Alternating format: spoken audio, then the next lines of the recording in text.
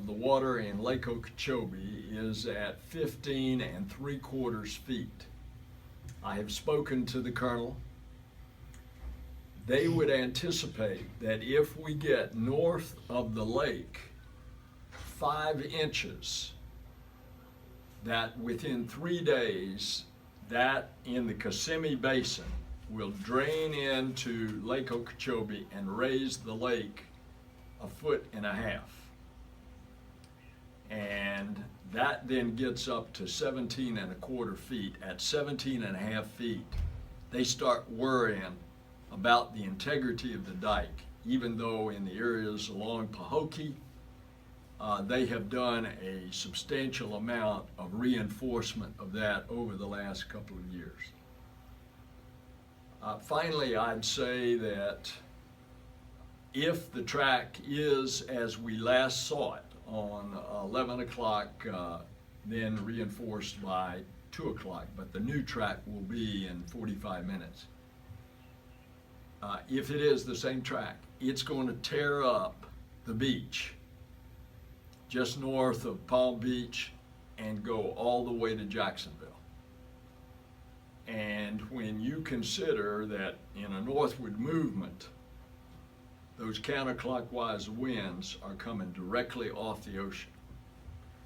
So what I would say to the people is, if you get a mandatory evacuation order, you better heed it, because not only are you risk because of the wind, but there is going to be a huge storm surge coming straight from the ocean.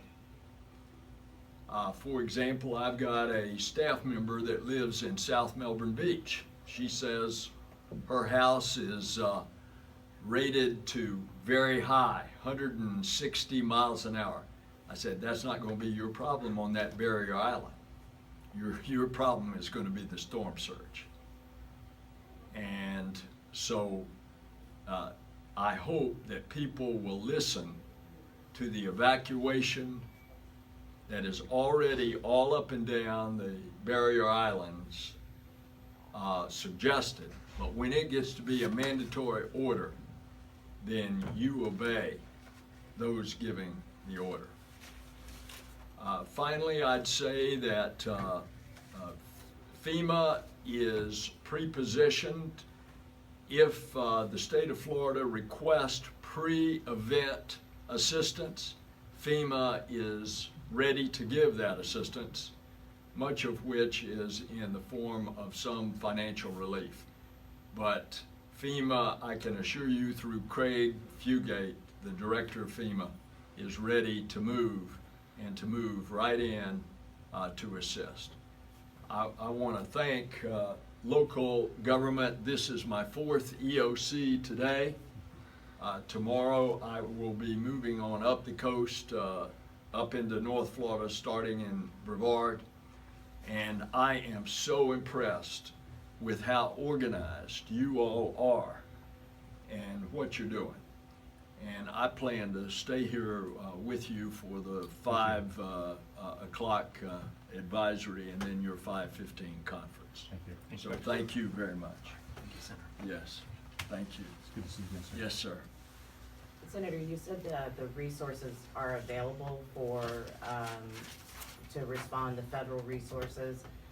You know, in 2004, while it was a long time ago, it seems like yesterday, but a long time ago, it took a while for gas stations to get supplies and Home Depot and things like that. How have we gotten better? How has the system gotten better with the regulations that you all have enforced? You have a much more professional FEMA. Let me take everybody back to 2004. Let's hope this doesn't happen to us. Charlie was headed up, paralleling the west coast of Florida, and was expected on a track headed toward Tampa Bay. People were evacuating Tampa Bay. A number of them evacuated south to Punta Gorda to the Holiday Inn. Charlie takes a right hook and goes right up Charlotte Bay and Punta Gorda is ground zero. And I was there a few hours after the storm, and there was hardly anything left. The Emergency Operations Center at the Charlotte County Airport had its roof torn off. They had to evacuate in the middle of the storm and go over to an old jail at the Charlotte County Airport. That's how bad it was. FEMA was there the very next day with an emergency operations center. But what we learned, not only from local governments, look at your operations now. Look at this building. Look at St. Lucie County's Emergency Operations Center. This is a really professional operation. FEMA as well. And so we are much better prepared. But we have been seduced along the way for 10 years of not having a major event. To Administrator Brown, could you talk a little bit more about the new Emergency Operations Center, how it's different than what you guys had 12 years ago? Yes, so we do have a state-of-the-art Emergency Operations Center. We built that with some local funds and some grant funds after the 2004 storm, so Senator Nelson's directly on point there. We were in a conference room in our administration building, and we've got a story like Charlotte County's during Hurricane Wilma.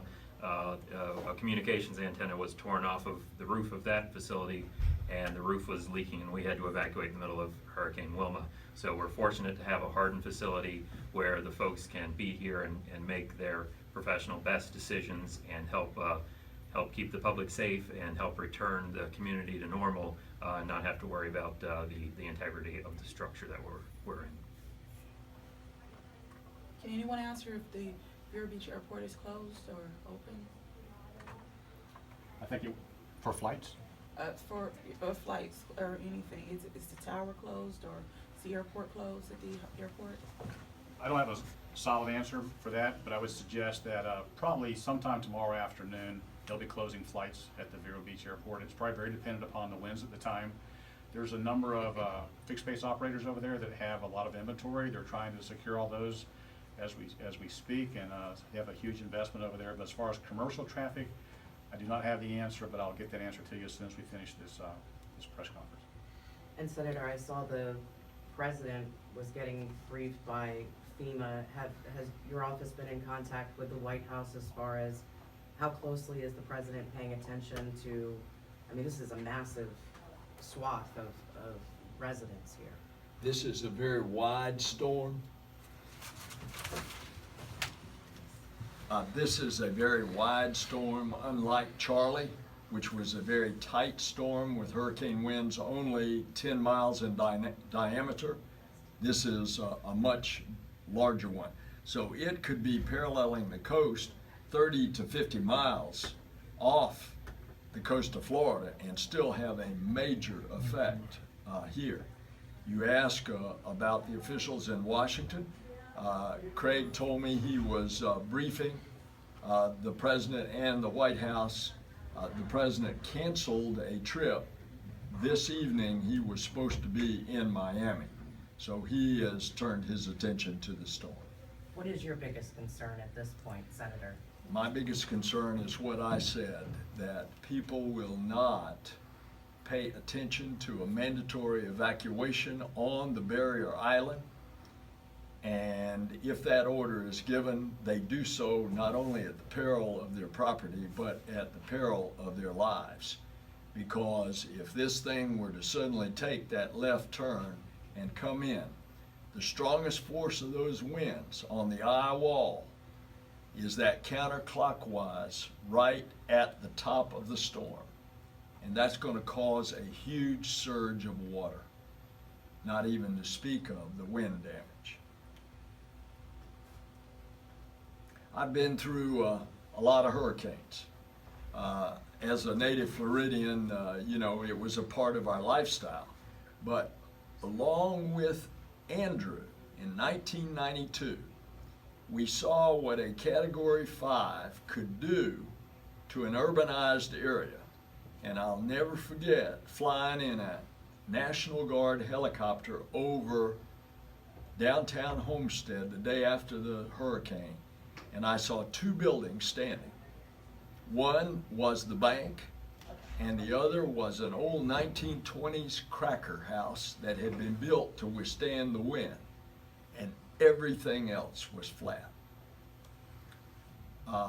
That is what we have to contend with when we have a major storm hitting an urbanized population, which is what our coast is of this state.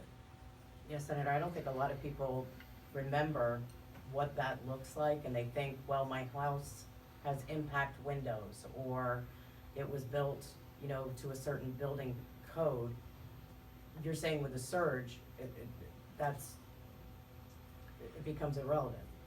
That's correct, especially on the barrier island, because at that point, there's no way to get off. They can't come and rescue you in the middle of a storm. And so then you are at the mercy of what Mother Nature is going to do.